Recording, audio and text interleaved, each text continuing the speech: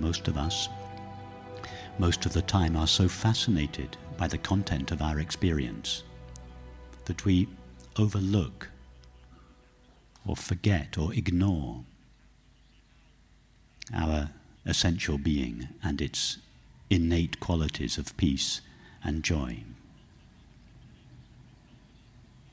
And thinking that they are absent, we then embark on a great search in the world for them, seeking peace and happiness in objects, substances, activities, states of mind and relationships. And we are all here today precisely because that search for happiness in objective experience has failed us. We have either understood or we are on the brink of understanding that the peace and happiness for which we long cannot, by definition, be found in objective experience. This recognition or intuition that the peace and happiness for which we long cannot be found in the objective content of experience is illustrated in the famous story of the prodigal son, who tries everything that is on offer in the world. And finally, when he tries everything and is still dissatisfied, he turns round to face the Father. That is the moment when the mind turns round, turns away from its objective content, thoughts, images, feelings, and so on, to face its source, the presence of awareness from which it rises. And this is the beginning of the return journey, the return of the mind to the heart of awareness, wherein lies the peace and happiness for which it longs.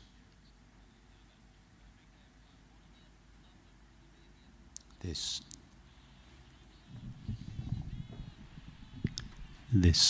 sinking of the mind into the heart of awareness is really the essence of meditation or prayer. It is the process whereby our being is usually gradually, occasionally, suddenly, divested of the qualities and limitations that it derives from the content of experience and is revealed as infinite being or God's being.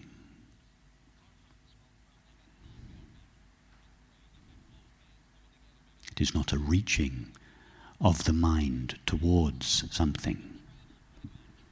It is a sinking or relaxing of the mind, a falling back of the mind into its source. It is not a way of becoming, it is a way of recognition.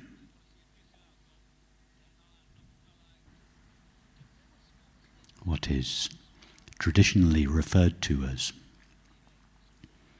enlightenment or awakening in the East, and as salvation in the West, is not some marvelous, extraordinary experience.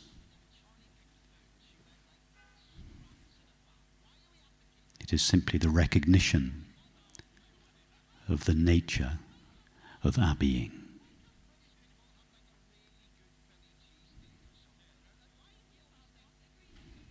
Nothing could be less exotic or extraordinary. And being is not something that some people have to a greater degree than others.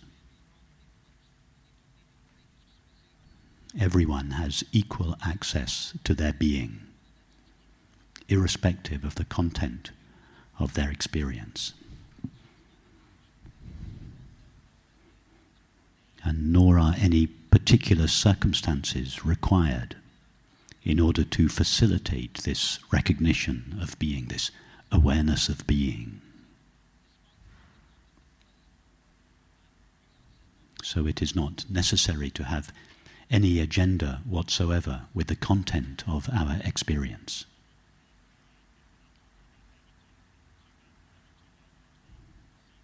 Whatever the content of our experience,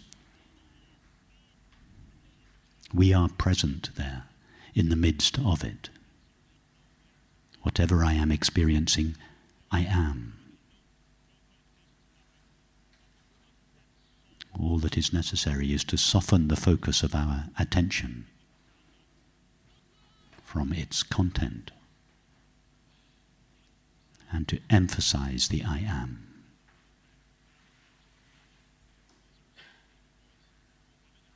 Or to allow the I am, to allow the awareness of being to emerge from the background of experience.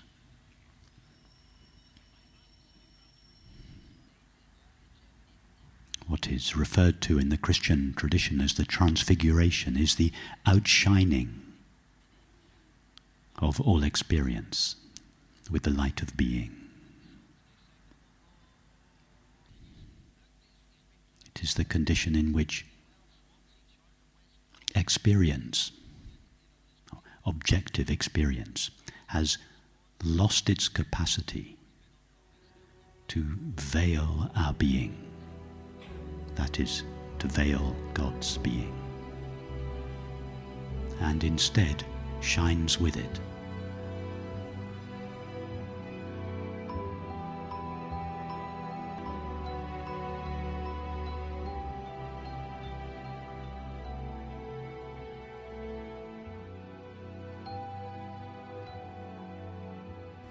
I don't find your teachings work. When you say peace and happiness is inherent within my being, I don't feel that's true for me. Okay. Your thoughts? Sorry? What do you think about that? Or do you have anything to say?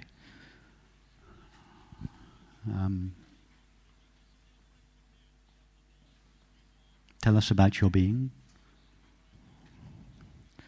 Well, I struggle to answer that question because all I know is phenomena. All I know is things.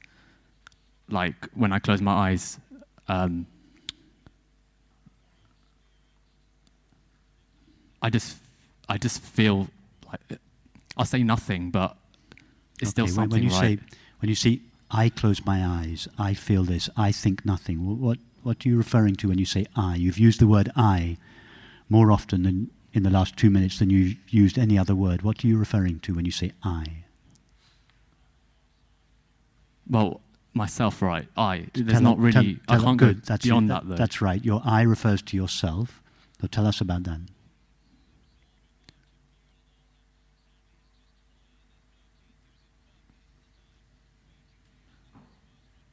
I don't know anything. I can't really say anything. Perfect. Why not? Because I myself, I don't know. I'm just left with not knowing, really. I can't really answer any of those questions, honestly. That's very good. Try to be more specific. You're right, by the way. That's the best answer you could have given. You refer continually to yourself. You've used the word I probably 9 or 10 times in the last 3 minutes. So you refer to yourself all the time. And when I ask you about yourself, you can't say anything about yourself. If I were to ask you about your thoughts now, I'm sure you'd be able to tell us your thoughts. If I were to ask you about your sensations, the sensation of your hand on the mic or your legs on the chair, you'd be able to describe them. If I were to ask you to describe your perceptions, the sound of the traffic, the sound of my voice, the sight of this room, you'd have no trouble describing them, yeah? But when I ask you about yourself, you go silent. And you say, I don't know, I can't say anything. That's good. You have no doubt that you are. You've used the word I at least 10 times. You're referring to something that you call I. But when you look for it, when you try to say something about it, you just fall silent. And then you were silent for a considerable amount of time, and then you said, I don't know. I can't say anything about it. Why can't you say anything about it? And again, you said, I don't know. So I would suggest the reason you can't say anything about it is because there's nothing objective there to know. When you know your thoughts, your feelings, your sensations, your perceptions, there is something objective to know. It's easy to describe.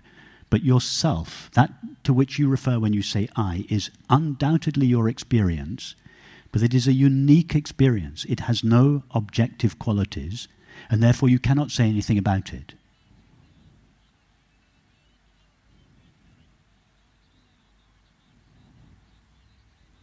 Right, so... Okay, good. So if we're together so far, tell me, is there any agitation in yourself?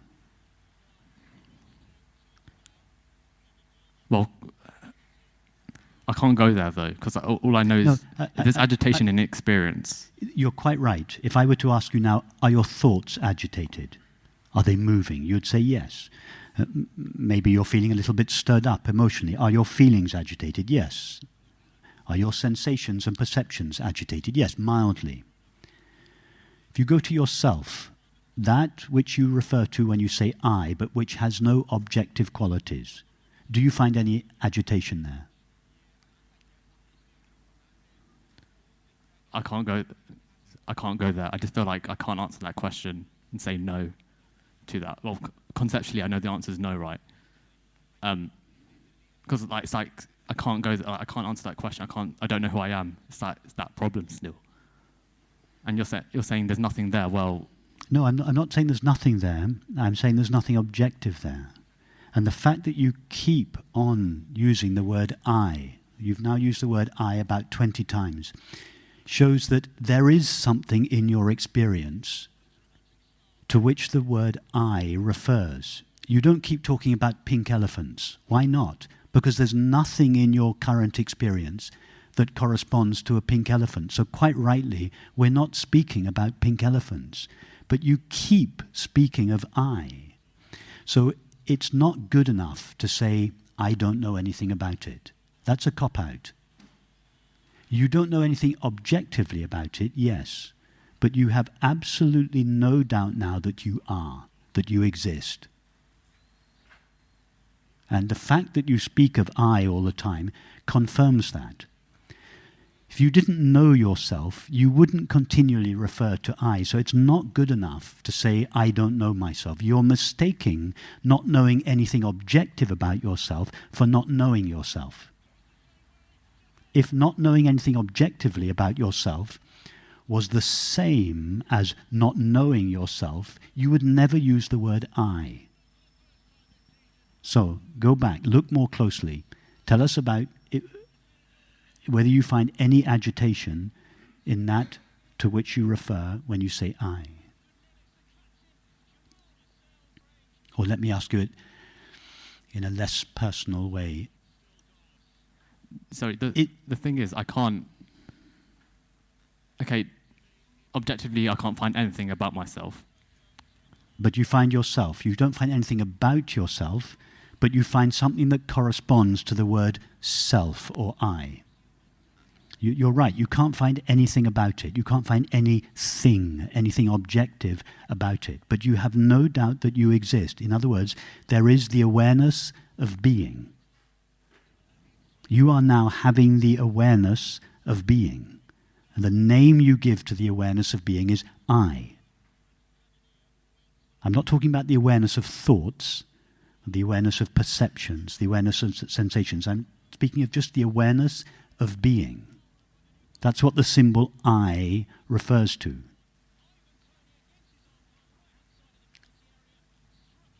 And you're quite right, it has no objective qualities. So let me ask you the same question in a less personal way. Would it be possible for something without objective qualities to be agitated? No. Okay. That's the evidence that being... and then what is the common name for the absence of agitation? Go on, say it. Say it. Try and say it. To me, I don't... Peace. That's what human beings... As human beings, that's what we That's what we call the absence of agitation. We call it peace.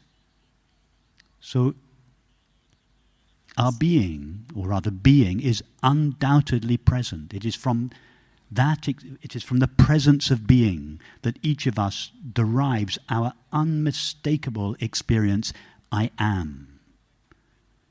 And before that experience is qualified by thoughts, feelings, sensations, and perceptions, it is devoid of objective content.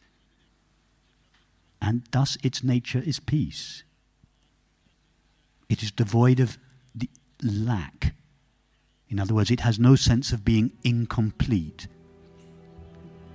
And thus its nature is fulfillment, or wholeness, or the common word for it, happiness.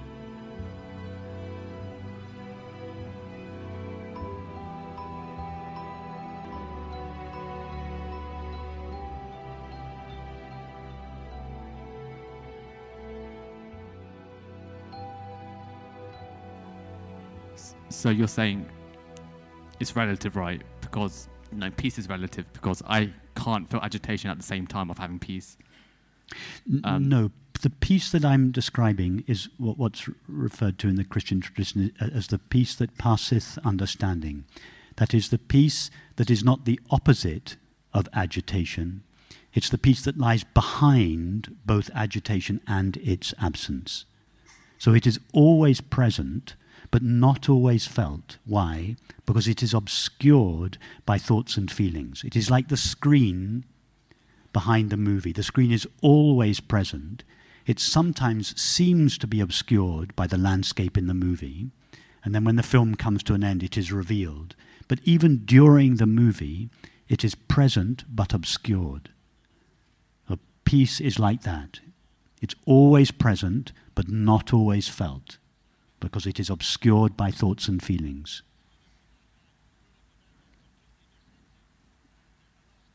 So I'm not able to find, with your like sort of guiding me through it, I can't find peace right now. You can find peace right now, yeah. Take the thought, I am, and allow your mind to be drawn to its referent. That is, to your being. Your being, you go straight there, and it's always peaceful. So in that experience, there's no knowing of objects? No, it can be... So I can't feel at the same time of experiencing my being? You can watch a movie and see the screen at the same time. If you believe that the landscape in the movie is a real landscape, then, to begin with, you'll have to turn the movie off in order to see the screen. But after a while, you acquire the ability to watch the movie and see the screen. Now that is why in the tradition it is first necessary to turn our attention away from the content of experience, to still the mind in order to get in touch with the background piece of awareness.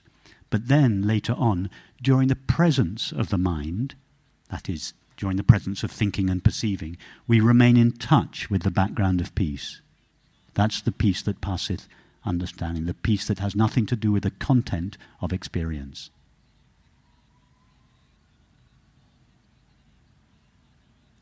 So the problem I have then, I've talked to other teachers about this, is that I can't still my mind. No, it's so, not. Because you're saying I have to turn off the TV. Your problem is first. that you feel you have to still your mind. It's like saying, my problem is I can't, what you're implying is I have to turn the movie off in order to see the screen. No, you don't have to. Don't touch your mind. Your mind is the product of millions of years of evolution. So if you want to try and stop your mind, you've got a fight on your hands. Don't touch your mind. Ask yourself the question, but what is it that is aware of my mind? That will take your attention away from what you are aware of, and it will bring it back to that which is aware.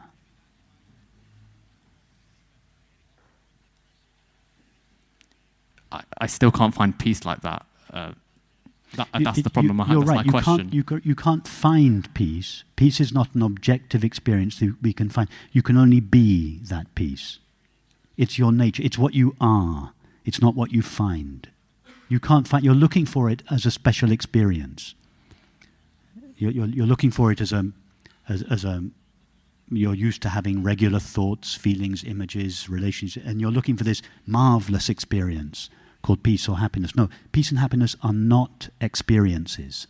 They are the background of all experience. Just as the screen never appears in the movie, so peace and happiness never appears in the content of experience. It is the background of experience. So you're in looking for it in objective experience, you are preventing yourself finding yourself as that in the background of experience.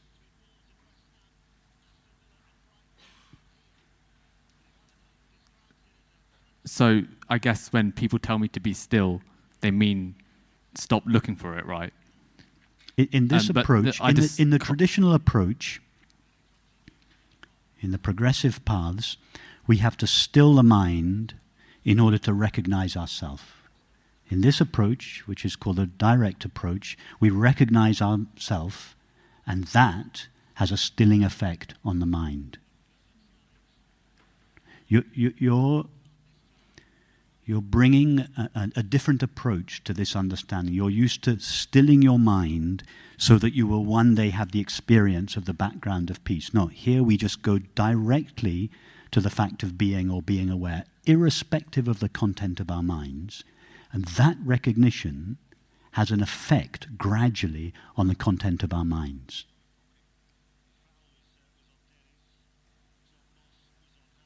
That's why this approach is sometimes called the direct path. We go directly to our being. We don't tamper with our experience. Okay, I just don't think that's going to happen for me. I don't think I can be peaceful and happy. I just peace and happiness are not something. Even if I just rest and not be still, even just relax. That's what I get from. You see, again in your question, I don't think this is going to happen to me. You betray your belief that peace and happiness are experiences that are going to happen to you in the future. You're right. Peace and happiness are never going to happen to you.